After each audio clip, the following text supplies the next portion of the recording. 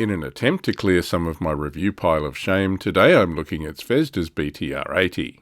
This is the only BTR-80 kit that I know of in this scale in plastic, so it should be interesting to take a look. Join me as we unbox this kit.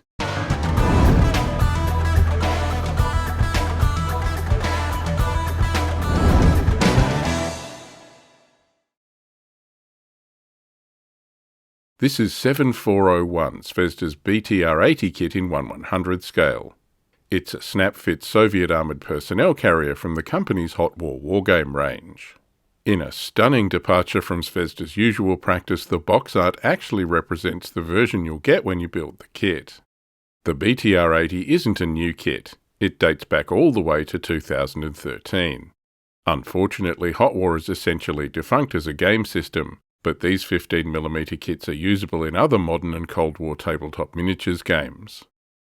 The BTR series is a Soviet family of 8x8 wheeled armoured personnel carriers. These vehicles give infantry armoured transport and some fire support, but are cheaper and less capable than IFVs like the BMP. BTR-80 is similar to the previous BTR designs, but with a single V8 diesel engine in place of twin gasoline engines. The rear hull has a more squared-off profile. Initially, the BTR-80 was armed with a 14.5mm KPVT and 7.62mm PKT machine guns mounted in a conical turret. This is similar to previous BTRs, but the mantlet was redesigned to allow a high angle of fire, up to 60 degrees. This is useful for urban fighting and for engaging low-flying aircraft. Later versions were armed with a 2A72 30mm cannon, which gave a significant increase in firepower. The gun is unstabilised but can also super-elevate to engage flying targets. BTR-80 has a crew of 3, commander, driver and gunner. It can also carry 7 troops in the passenger compartment. Entry is via roof and side-mounted hatches.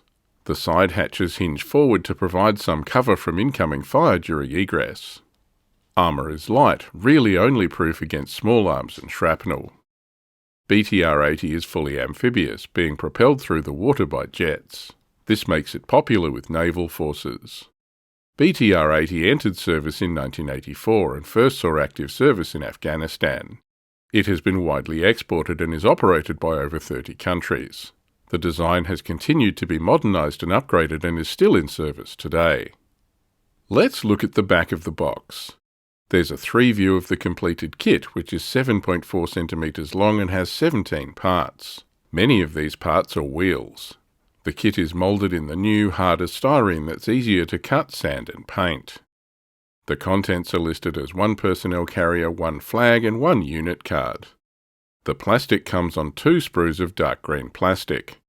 The Zvezda kits are wargaming pieces, so they're pretty simple. Parts count is low, but the parts are well formed and there's adequate surface detail for this scale. This first sprue has the upper hull, suspension, turret, rear hull plate and engine exhausts. The upper hull has good surface detail with plenty of engine deck louvers, hatches and firing ports. Detail on some Zvezda kits can be a bit shallow, but the BTR kit has it moulded in strong relief. This should show up really well when painted and dry brushed. The turret is all one piece, including the main gun. The gun barrel is moulded true to scale, so it might be a bit fragile. Take care during assembly and table use to avoid breakages. The row of smoke discharges is mounted around the back section of the turret. The rear hull plate has rudimentary lights, and in the centre is the hinged hatch cover for the water jet propulsion system. These 2 parts are the engine exhausts, which fit into the upper hull piece. This range of kits are snapped together so they can be assembled without glue, although I'm not sure why you might want to do that. The suspension piece and the axles are all moulded as a single piece, with attachment posts to affix it to the lower hull. Speaking of the lower hull, it's here on the second sprue, along with 8 wheels, a searchlight for the commander's position and the Hot War unit flag.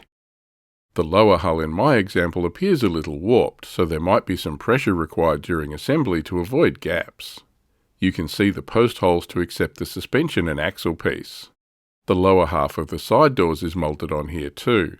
These hinge down in the real thing to help soldiers mount and exit the vehicle, but are just surface detail in this kit.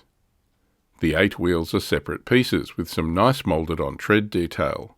Again, this should pick up a dry brush well during painting. So those are all the parts for the Zvezda BTR80 1/100 scale kit. It's a simple build intended for wargaming, and it is a snap-fit kit.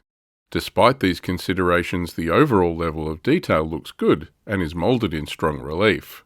It looks like it will build into a fun kit for the table. Zvezda's realistic proportions for things like gun barrels make for some delicate parts, so exercise some care there. Also in this box is the Hot War unit card. Given the current status of the Hot War game, this probably isn't very useful, but at least the card is there and there's not just a link to a Russian porn site on the back of the box. More useful is this one-page instruction leaflet. On one side it talks about the Hot War game in Russian and English. On the other it has the assembly instructions. Given the limited parts count, these are pretty simple and should be easy to follow. There aren't any assembly options, unless you count leaving off the unnecessary game flag. There is a decal sheet included, but it's very generic. It's limited to individual white stencil vehicle numbers you can combine together to make whatever tactical number you need. There are no stars or naval infantry insignia here. If you want more comprehensive markings, you'll have to source some elsewhere. Battlefront has some good modern Soviet markings in this scale. So that's a look inside the box at Zvezda's 1/100 scale BTR80 kit. As far as I know, this is the only 15mm BTR80 kit available in plastic. It is a wargaming miniature rather than a scale model, and some of that is reflected in the design choices. That's not a criticism, just an acknowledgement of the purpose of the kit. Parts are generally sharp and well moulded. There's a good level of surface detail, and in a departure from normal in this range, the detail is moulded in quite strong relief. Parts like gun barrels are moulded scale accurate, so they can be pretty thin. This might make them a bit fragile for tabletop use, so use some care. The BTR80 is a nice kit. It continues the Hot War Zvezda trend where the modern Soviet kits like the T-72 and the Mi-24 Hind are generally much better than the US vehicles in the range. The Zvezda M1 Abrams in particular is a mess, although the Bradley and the M109 are okay. Overall, this is a nice kit. It looks like it will build up well and be a nice wargaming piece. So if you want a BTR80, this is really your only choice in plastic. There are some resin and metal kits available, and Battlefront makes a nice plastic BTR60 in this scale. Again, Zvezda's modern range are more expensive than their World War II kits, so there's no real price advantage. The Hot War game system is defunct, but these will work fine with other miniatures games like Battlegroup Northag, Team Yankee, or 7 Days to the River Rhine. Anyway, thanks for joining me for a look at Zvezda's BTR80 APC kit. I hope you enjoyed getting a look inside the box. See you next time.